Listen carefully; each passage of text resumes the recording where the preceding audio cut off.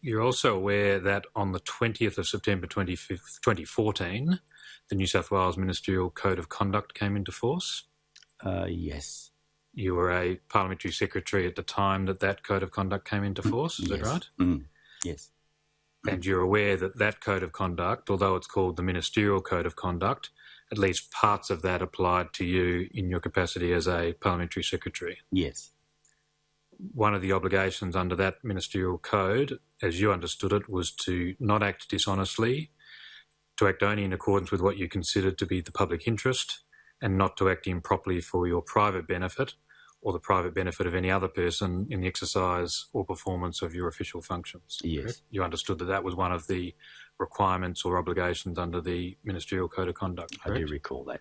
And you understood that at the time that you were a parliamentary secretary. It's not just something that you found out since. Is that right? I do recall it, yes. In fact, I think you received some training and information regarding the Ministerial Code of Conduct at around the time that the Code of Conduct was introduced. Is that right? I don't recall training, but I received documents. It was at least forwarded to you in advance of the Code of Conduct coming into force to indicate these are some new obligations that will apply to you in your capacity as a parliamentary secretary. Is that right?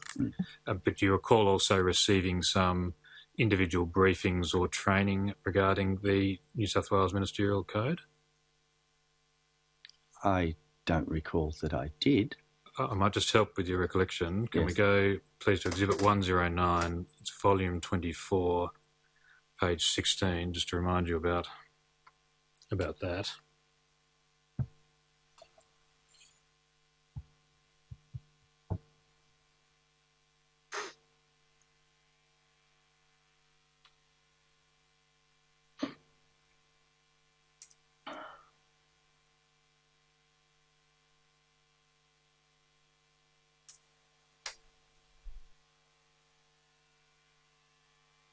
The start page of the document that refers to the Code of Conduct for members, but I'll ask the operator to go through to page 16. And so you'll see there your name and the date of the 11th of September 2014. Yes, see that there? I see that. Now, this is a statement of information that's come from the Department of Parliamentary Services and from the Department of the Legislative Assembly. And if we just turn back to page 15, you see there a table of individual briefings held with parliamentary secretaries. Do you see that there? Yes. Now, does that refresh your memory that you had a briefing concerning the requirements of the Parliamentary Code of Conduct?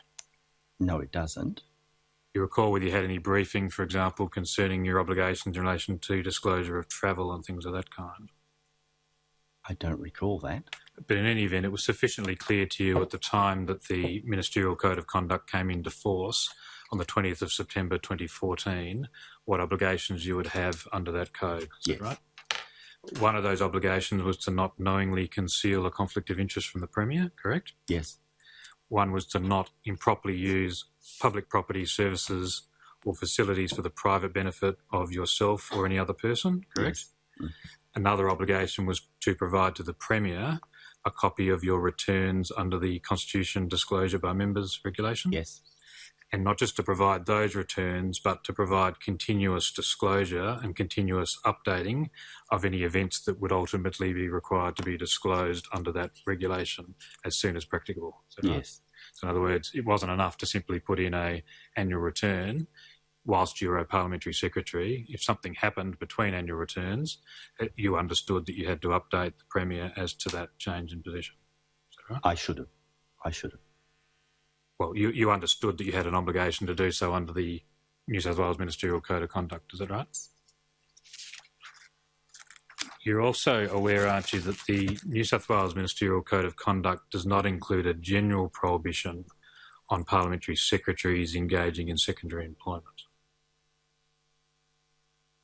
Is that right? Or did you understand as parliamentary secretary you were not entitled to engage in what I might call outside employment outside of your duties as a member of Parliament and parliamentary secretary?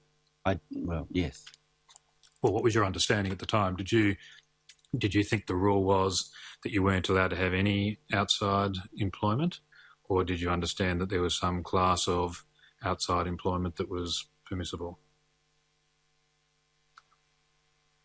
I really don't recall what I thought at the time. Can you ask that question again, please, Mr. Robinson? I can. What I want to know is what was your understanding, and we might deal with it in parts. Yes, please. At the time before you were a parliamentary secretary, so when you're a backbench member of parliament, Yes. and or as opposition whip or government whip, Yes.